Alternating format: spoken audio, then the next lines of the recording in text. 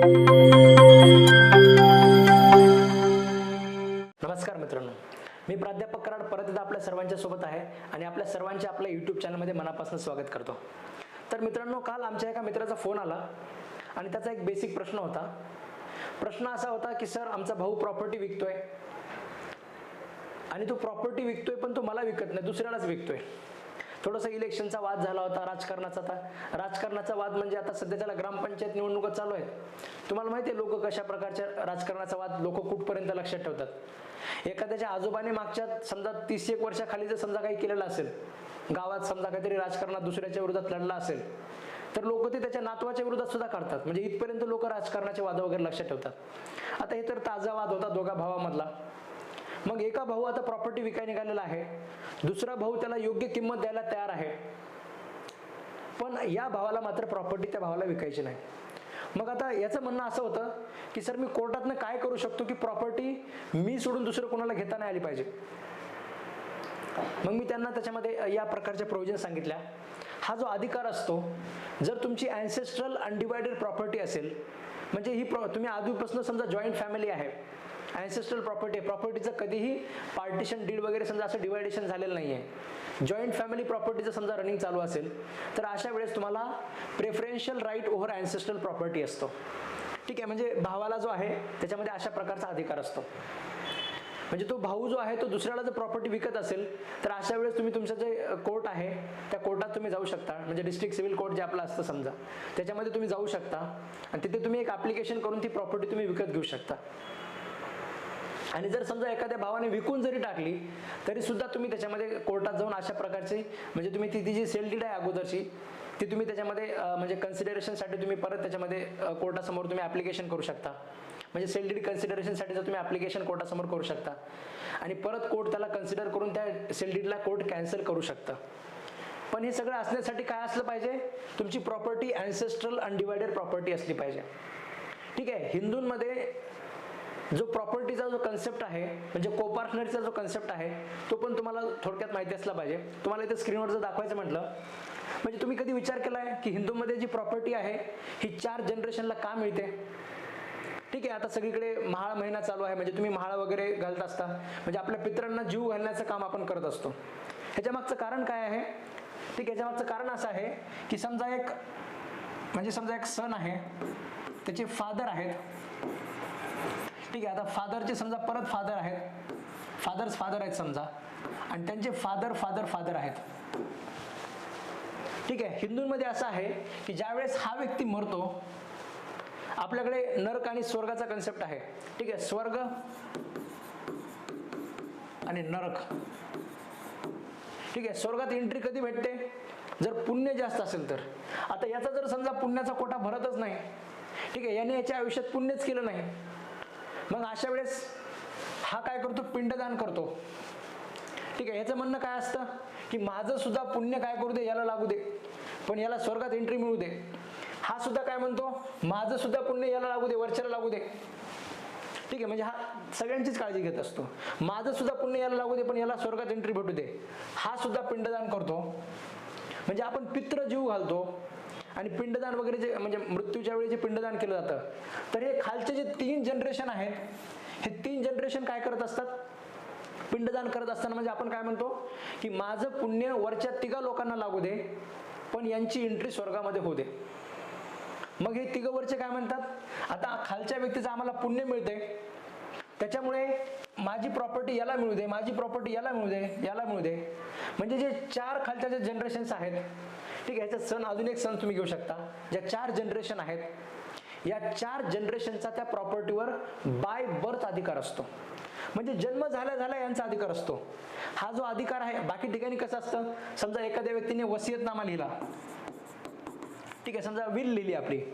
आता विल नुसार जी प्रॉपर्टी समजा एखाद्या व्यक्तीला मिळणार आहे, ज्यावेळेस हा व्यक्तीची डेथ होईल, म्हणजे वरच्या व्यक्तीची ज्यावेळेस डेथ होईल, तर त्या डेथने खाल्ल्या ज्यांना वसियतने प्रॉपर्टी मिळणार आहे त्यांचा अधिकार अराईज होत असतो. पण इथे ज्यावेळेस याचा जन्म होईल त्यावेळेस त्याची प्रॉपर्टीवर अधिकार होत असतो. ठीक आहे, याला आपण कोपार्शनरी कन्सेप्ट असं आपण म्हणतो. महिलांना प्रॉपर्टीचा अधिकार नव्हता, कारण महिला पिंडदानच करायच्या नाही.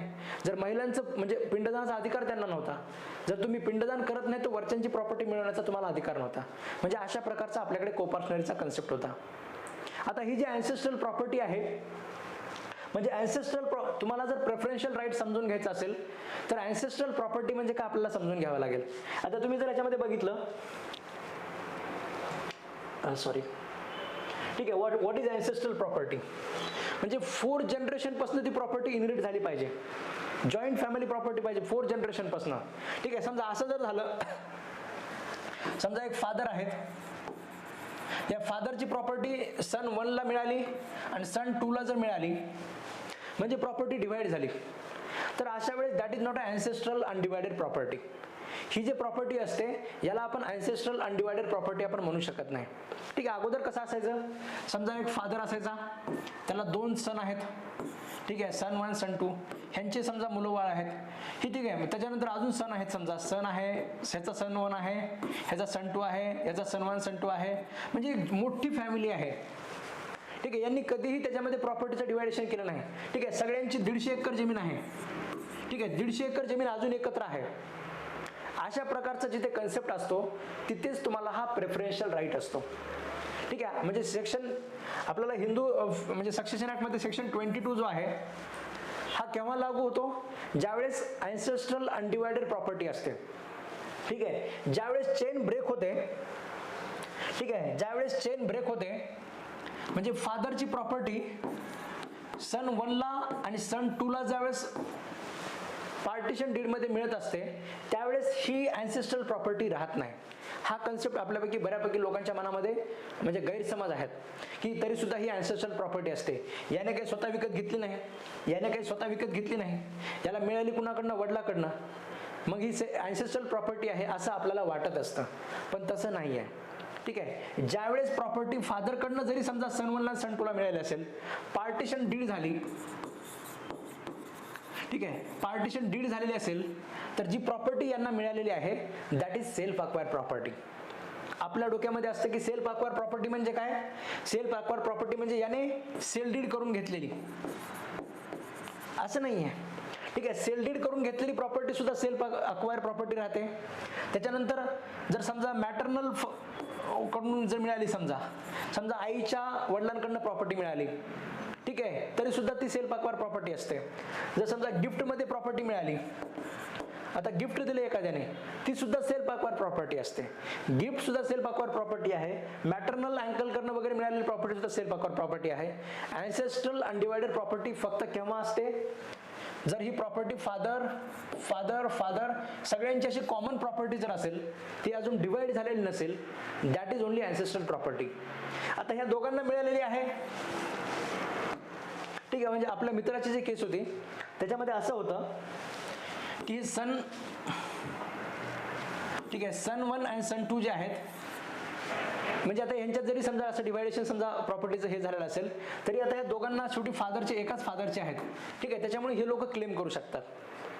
ठीक आहे, तर अशा प्रकारची अँसेस्ट्रल प्रॉपर्टी जर असेल ज्याच्यामध्ये डिवायडेशन झालेलं नाही आहे, तर त्या प्रॉपर्टीमध्ये हा जर सन 2 जर प्रॉपर्टी म्हणजे याचा शेअर जर विकायला निघाला, तर तो घेण्याचा पहिला अधिकार या दुसऱ्या भावाला असतो.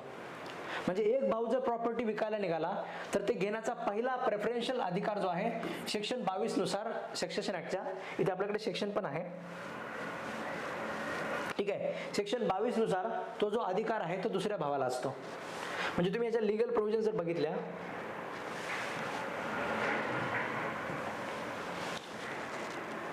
ठीक आहे, आता हा आहे आपला हिंदू सक्सेशन ऍक्टचा सेक्शन 22.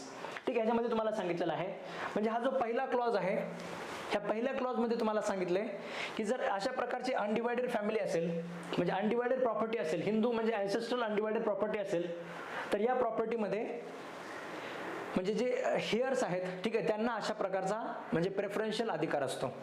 मग आता बऱ्यापैकी लोकांच्या मनामध्ये प्रश्न निर्माण होईल, पण प्रॉपर्टी कोणत्या भावाने विकायची, म्हणजे रेट काय असेल प्रॉपर्टीचा. ठीक आहे, तर रेट साठी सुद्धा तुम्हाला सांगितलेलं आहे की तुम्ही काय करू शकता, कोर्टामध्ये जाऊ शकता. ठीक आहे. म्हणजे जर वाद तुमचा रेट विषय असेल, पहिलं काम काय असेल, तुम्ही दोघांनी अग्रीमेंट करा. दोन भाऊ सोबत बसतील, दोघं भाऊ मिळून काय करतील, जमिनीची किंमत ठरवतील.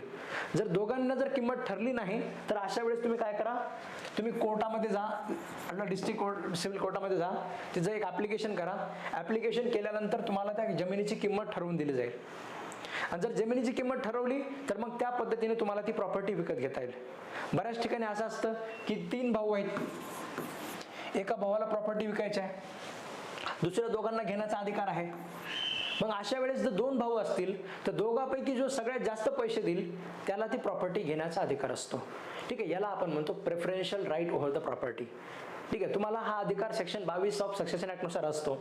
पण हा अधिकार तुम्हाला जर घ्यायचा असेल तर त्यासाठी तुम्हाला काय करावं लागेल, तुम्हाला कोर्टासमोर म्हणजे तुम्हाला हे दाखवावं लागेल की it is a ancestral undivided property, तरच तुम्हाला तो अधिकार मिळत असतो. ह्याच्यावर सुप्रीम कोर्टाचा कालपरवाचं जजमेंट पण आहे. म्हणजे आपले सध्याचे जे 49वे चीफ जस्टिस आहे, जस्टिस उदय ललित, जस्टिस एम आर शाह यांचं डिव्हिजन बेंचचं जजमेंट आहे. याच्यामध्ये सुद्धा त्यांनी ते सांगितलंय की बाबूराम आणि संतोष सिंग जे आहेत, ठीक आहे, यांचं जजमेंट आहे. ह्याच्यामध्ये काय असतं, हा जो संतोष सिंग आहे याचा एक भाऊ असतो, याचं नाव नथुराम असं काहीतरी नाव आहे याचं, मला एक्झॅक्ट आठवत नाही. तर ते नथुराम जो असतो, समजा हा संतोष सिंग आणि हा नथुराम हे दोघं भाऊ आहेत. हा नथुराम काय करतो, बाबूरामचा म्हणजे प्रॉपर्टी काय करतो, बाबूरामला विकून टाकतो. आता बाबूरामला विकल्यानंतर हा जातो कोर्टामध्ये. संतोष सिंगचं म्हणणं आहे की प्रॉपर्टी तर मला घ्यायची होती, तू त्याला कसं काय विकली, preferential right over the property. सुरुवातीला ट्रायल कोर्टाकडे गेले. ट्रायल कोर्टाने काय सांगितलं, बरोबर आहे. म्हणजे ट्रायल कोर्टाने म्हणजे सुरुवातीला बरोबर आहे सांगितलं की प्रॉपर्टी याला मिळायला पाहिजे. आता प्रॉपर्टी जर समजा त्याच्यामध्ये भावालाच घेण्याचा अधिकार असं कोर्टाने सांगितलं, मग याने काय केली, परत अपील केली, वर ते हायकोर्टात गेलं की हायकोर्टाने म्हणजे सुरुवातीला डिसमिस केलं. ते डिसमिस केल्यानंतर आता हा जो बाबूराम आहे, ठीक आहे, बाबूरामला ऑप्शन राहिला नाही. मग बाबूराम सुप्रीम कोर्टात गेला. ठीक आहे, सुप्रीम कोर्टात जाऊन त्याने परत म्हणणं मांडलं की सर म्हणजे अशा पद्धतीने चुकीचं आहे, मला प्रॉपर्टी मी विकत घेतलेली आहे, सेल डीड आहे, मलाच प्रॉपर्टी मिळायला पाहिजे. मग सुप्रीम कोर्टात सुद्धा आर्ग्युमेंट झाली आणि सुप्रीम कोर्टाने सुद्धा सांगितलं की जो पहिला प्रेफरन्शियल अधिकार आहे, अँसेस्ट्रल अनडिवायडेड प्रॉपर्टी असल्यामुळे तो पहिला अधिकार संतोष सिंगचाच आहे आणि संतोष सिंगलाच प्रॉपर्टी त्याच्यामध्ये मिळायला पाहिजे, असं एक जजमेंट आहे. ठीक आहे, दिल्ली हायकोर्टाचं एक जजमेंट 2016चं एक याच्यासोबत जस्टिस प्रतिभा राणी यांचं जजमेंट होतं. हे जजमेंट म्हणजे अँसेस्ट्रल प्रॉपर्टी विषय आहे, ॲक्च्युअली याच्याविषयी नाही आहे. म्हणजे समजा जर फादरचं वगैरे जर समजा प्रॉपर्टी, फादरनी घर बांधलेलं आहे, जी मुलं बाळं जे असतात ते मुलं बाळांनी फादरच्या दयेवर घरामध्ये राहायचं. म्हणजे बापाच्या विरोधात जास्त डोकं नाही लावायचं, बापाच्या विरोधात जास्त शहाणपणा नाही दाखवायचा. ठीक आहे, जर बापाला वाटलं तर तो घराच्या बाहेर तुम्हाला म्हणजे लाद देऊन एखाद्या मुलाला बाहेर काढलं जाऊ शकतं, जर तो आई वडिलांच्या विरोधात काही समजा वागत असेल तर. ठीक आहे, म्हणजे मुलांनी लग्न होऊ द्या किंवा नको होऊ द्या, घरामध्ये आई वडिलांच्या दयेवरच राहायचं. आई वडिलांनी दया म्हणून तुम्हाला घरामध्ये ठेवलेलं आहे असं सांगणारं एक 2016चं जजमेंट आहे. दिल्ली सरकारचे अमेंडमेंट सुद्धा आहेत. त्या अमेंडमेंटमध्ये म्हणजे अँसेस्ट्रल प्रॉपर्टी असू द्या किंवा सेल्फ अक्वायर प्रॉपर्टी असू द्या, कुठली प्रॉपर्टी असू द्या, आता दिल्ली वगैरेचे कायदे आहेत अशा प्रकारचे, अँसेस्ट्रल असू द्या किंवा सेल्फ अक्वायर प्रॉपर्टी असू द्या, जो व्यक्ती आईवडिलांसोबत हरासमेंट करतोय, आईवडिलांना त्रास देतोय, अशा लोकांना धक्के देऊन बाहेर काढण्याचे अधिकार आईवडिलांना म्हणजे तशा प्रकारच्या अमेंडमेंटने दिलेले आहेत. ठीक आहे, म्हणजे त्याच्यात मुलगा हे नाही म्हणू शकत अँसेस्ट्रल प्रॉपर्टी यांच्याकडनं आली त्यांच्याकडनं आली. ठीक आहे, काहीच नाही. मुळात अँसेस्ट्रल प्रॉपर्टीचा कन्सेप्टच कुठपर्यंत असतो, आता खूप कमी फॅमिली राहिलेल्या आहेत. म्हणजे आपल्या गावाकडे काही घरं असे असतात ज्यांच्याकडे 150 एकर जमीन आहे, ज्यांच्याकडे 100 एकर जमीन आहे. ठीक आहे, ह्या ज्या जमिनी आहेत या पुश्तैनी जमीन आहेत, म्हणजे अँसेस्ट्रल प्रॉपर्टी आहेत, अनडिवायडेड प्रॉपर्टी, तिथेच फक्त हे सगळे कायदे लागू होतात. एकदा जमीन डिवाइड झाली की त्याच्यामध्ये अशा प्रकारचे अधिकार वगैरे राहत नाही. ठीक आहे, प्रेफरन्शियल राईट वगैरे राहत नाही, कारण ती अँसेस्ट्रल प्रॉपर्टीज राहत नाही. ठीक आहे, तर असा एक सुंदर प्रश्न म्हणजे आमच्या मित्राने विचारलेला होता. मला कुठेतरी मनात असं वाटलं की हा प्रश्न आपण आपले जे युट्यूबचे जे सबस्क्रायबर आहेत यांना सुद्धा आपण एक त्याच्यामध्ये याच्यावर एक छोटंसं आपण एक सेशन घ्यायला काही हरकत नाही. म्हणजे सगळ्यांना या प्रकारच्या गोष्टी माहिती असायला पाहिजेत, त्यामुळे हे सेशन घेतलेलं असेल. तुम्हाला नक्कीच म्हणजे आवडला असेल तर लाईक करा, शेअर करा, कमेंट करा, सबस्क्राईब करा, सगळ्या तुमच्या मित्रांना शेअर करा.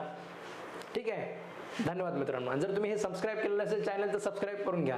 असे खूप सुंदर माहिती देणारे व्हिडिओ आपण याच्यामध्ये बनवणार आहोत, जे तुमच्यापर्यंत तुम्हाला पोहोचवायचे असतील, तुम्हाला जर ते मिळवायचे असतील तर तुम्ही आपल्या व्हॉट्सअप ग्रुपमध्ये पण जॉईन करून घ्या.